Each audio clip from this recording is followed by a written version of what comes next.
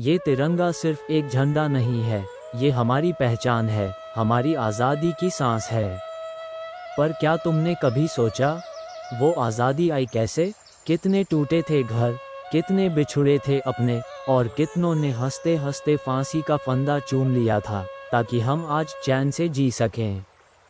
15 अगस्त सिर्फ छुट्टी नहीं है, ये वो दिन है जब हर भारतीय का दिल आज़ादी की कीमत को महसूस करता है। लेकिन सवाल ये है, क्या हम उस कुर्बानी के लायक जी रहे हैं? 15 अगस्त सिर्फ एक तारीख नहीं, ये उस संघर्ष की पहचान है जिसकी नींव खून, पसीना और बलिदान से रखी गई थी। भारत की आज़ादी की कहानी कोई एक रात में लिखी गई कहानी नहीं थी। ये कहानी शुरू होती है सदियों पहले, जब एक गौरवशाली सभ्यता, जो दुनिया की सबसे प्राचीन संस्कृतियों में से एक थी, पर परायों ने शासन करना शुरू किया।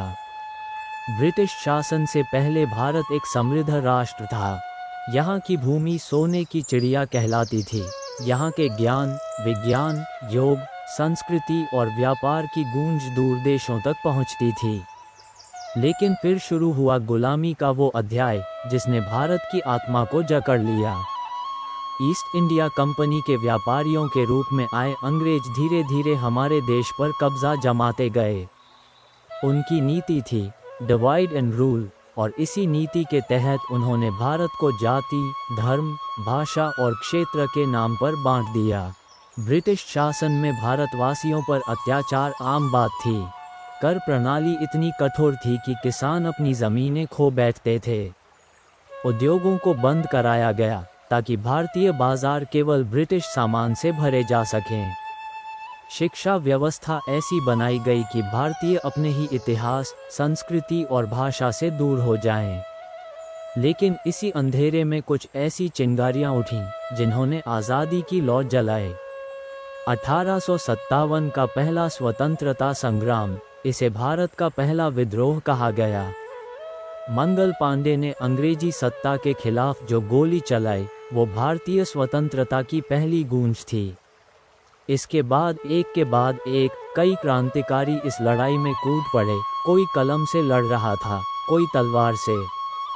बाल गंगाधर तिलक ने कहा, स्वराज मेरा जन्मसिद्ध अधिकार है और मैं इसे लेकर रहूंगा। भगत सिंह, चंद्रशेखर आज़ाद, सुखदेव, राजगुरु जैसे नौजवानों ने अपने प्राणों की आहुति दी ताकि भारत की आने वाली पीढ़ियां आज़ाद हवा में सांस ले सकें। लेकिन लड़ाई सिर्फ क्रांति की नहीं थी, ये विचारों की भी थी। महात्मा गांधी ने सत्याग्रह और अहिंसा के मार्ग से आज़ादी की लड़ाई को एक नई दिशा दी। उन्होंने दांडी मार्च किया, अंग्रेजों के बनाए कानूनों का विरोध किया और पूरे देश को एक सूत्र में पिरो दिया। उन्होंने भारतवासियों को सिखाया कि बिना हथियार के भी लड़ाई जीती जा सकती है। उनके नेतृत्व में लाखों लोग जेल गए, मार खाए, लेकिन पीछे नहीं हटे। आज़ादी की इस यात्रा में कई आंदोलन हुए, असहयोग आंदोलन, सविनय अवज्ञा आंदोलन, भारत छोड़ो आंदोलन। हर बार देशवासियों ने एकजुट होकर आवाज़ उठाई और हर बार ब्रिटिश सत्ता हिल गई। ब्रिटिश सरकार जान गई थी कि अब भारत को गुलाम बनाकर रखना मुश्किल ही नहीं, नामुमकिन है। 1942 में भारत छोड़ो आंदोलन के बाद देश भर में बगावत की आग लग चुकी थी। द्वितीय विश्व युद्ध के चलते ब्रिटेन की हालत कमज़ोर हो चुकी थी। उधर नेताजी सुभाष चंद्र बोस ने आज़ाद हिंद फौज बनाकर विदेशी ज़मीन से अंग्रेज़ों पर दबाव बनाना शुरू कर दिया था।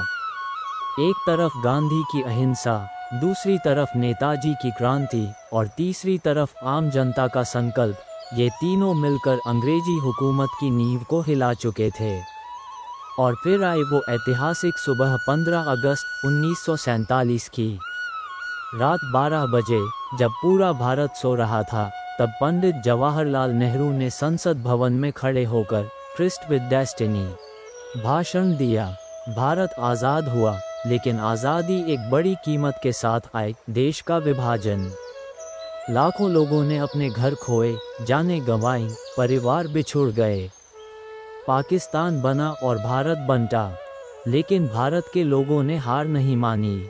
आज़ादी के बाद देश को फिर से खड़ा करना, संविधान बनाना लोकतंत्र की नींव रखना, ये सब एक नई चुनौती थी। डॉक्टर भीमराव अंबेडकर के नेतृत्व में भारतीय संविधान लिखा गया, जो आज भी दुनिया के सबसे बड़े लोकतंत्र की रीढ़ है। तो आज जब हम 15 अगस्त मनाते हैं, तो ये सिर्फ तिरंगा लहराना नहीं होता, ये उन लाखों वीरों को श्रद्धांजलि देने का दिन होता है, जिन्होंने अपना सब कुछ खोकर हमें आज़ाद किया।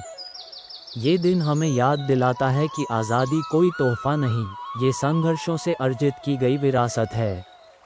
और इसलिए हमें सिर्फ 15 अगस्त को झंडा नहीं लहराना चाहिए, बल्कि हर दिन अपने कर्म, अपने व्यवहार और अपने विचारों से उस आज़ादी का सम्मान करना चाहिए। 15 अगस्त 1947 को भारत ने तो आज़ादी पाली, लेकिन असली परीक्षा तब शुरू हुई जब देश को चलाना पड़ा। एक ऐसा राष्ट्र जिसे सैकड़ों सालों की गुलामी ने अंदर से तोड़ दिया था, जिसे विभाजन की आग में झोंक दिया गया था, जहां करोड़ों लोग गरीबी, अशिक्षा और बेरोजगारी से जूझ रहे थे, उस भारत को फिर से खड़ा करना आसान नहीं था। लेकिन यही वो क्षण था जहां भारत ने दिखाया कि अगर संकल्प हो तो कोई भी जख्म भर सकता है। संविधान निर्माण से लेकर राज्यों के पुनर्गठन तक हर कदम पर देश ने एकजुट होकर फैसले लिए। पंडित नेहरू, सरदार पटेल, डॉक्टर अंबेडकर जैसे महान नेताओं की सोच और नेतृत्व में भारत ने लोकतंत्र, धर्मनिरपेक्षता और सामाजिक न्याय को अपनी आत्मा बना लिया। अंग्रेजों के बनाए गए कानूनों को हटाकर एक नया भारत गढ़ा गया। शिक्षा व्यवस्था को सुधारा गया, IITs, IIMs जैसे संस्थान बने, हर नागरिक को समान अधिकार मिले। लेकिन क्या आज़ादी पाने के बाद हमारी जिम्मेदारियां खत्म हो गईं? नहीं, दरअसल असली जिम्मेदारी तो अब शुरू होती है, क्योंकि आज़ादी सिर्फ झंडा लहराने या राष्ट्रगान गाने तक सीमित नहीं है। आज़ादी का मतलब है हर व्यक्ति को बराबरी का हक मिले, कोई भूखा न सोए, कोई डर में न जिए, हर बच्चा स्कूल जाए, हर औरत सुरक्षित महसूस करे, हर नौजवान को अपने सपने पूरे करने का मौका मिले। आज़ादी का मतलब है सिर्फ अपने लिए नहीं, पूरे समाज के लिए सोचना। आज का भारत एक युवा राष्ट्र है।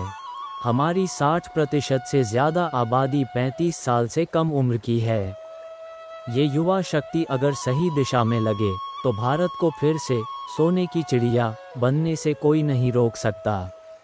लेकिन इसके लिए ज़रूरी है कि हम अपनी जिम्मेदारी समझें। सोशल मीडिया पर पोस्ट डालना ही देशभक्ति नहीं है। देशभक्ति है ईमानदारी से अपना काम करना, पर्यावरण की रक्षा करना, जाति धर्म के नाम पर लड़ाई नहीं करना, हर नागरिक को बराबरी से देखना। आज भी हमारे देश में कई समस्याएं हैं, भ्रष्टाचार, बेरोजगारी, भेदभाव, प्रदूषण। लेकिन अगर हर भारतीय तय कर ले कि वो बदलाव लाएगा, तो ये देश सिर्फ बेहतर नहीं, दुनिया का नेतृत्व करेगा। हमें अपने इतिहास से सीखना होगा। भगत सिंह ने कहा था, क्रांति की तलवार विचारों की शान से तेज होती है। आज़ादी को सिर्फ किताबों में मत पढ़ो, उसे अपने जीवन में उतारो। अपने हक के लिए आवाज़ उठाओ, लेकिन दूसरों के हक का भी उतना ही सम्मान करो। भारत की आज़ादी का मतलब केवल अंग्रेज़ों से मुक्ति नहीं था, बल्कि उस मानसिकता से मुक्ति है जो हमें बांटती है, जो हमें कमज़ोर बनाती है। जब तक हमारे देश में कोई गरीब है, कोई अनपढ़ है, कोई दबा कुचला है, तब तक लड़ाई जारी है। क्योंकि असली आज़ादी तभी होगी जब हर भारतवासी खुशहाल होगा। इसलिए 15 अगस्त को हम सिर्फ उत्सव न बनाएं, इसे आत्मनिरीक्षण का दिन बनाएं। क्या हम अपने देश के लिए कुछ कर रहे हैं? क्या हम अपने बच्चों को एक बेहतर भारत दे पाएंगे? जब अगली बार तिरंगा लहराओ तो खुद से पूछो, क्या मैं उस आज़ादी के काबिल हूँ जिसके लिए लाखों लोग शहीद हुए थे? अगर हाँ, तो उठो, जागो और तब तक मत रुको जब तक भारत हर मायने में आज़ाद न हो जाए। यही 15 अगस्त का असली मतलब है।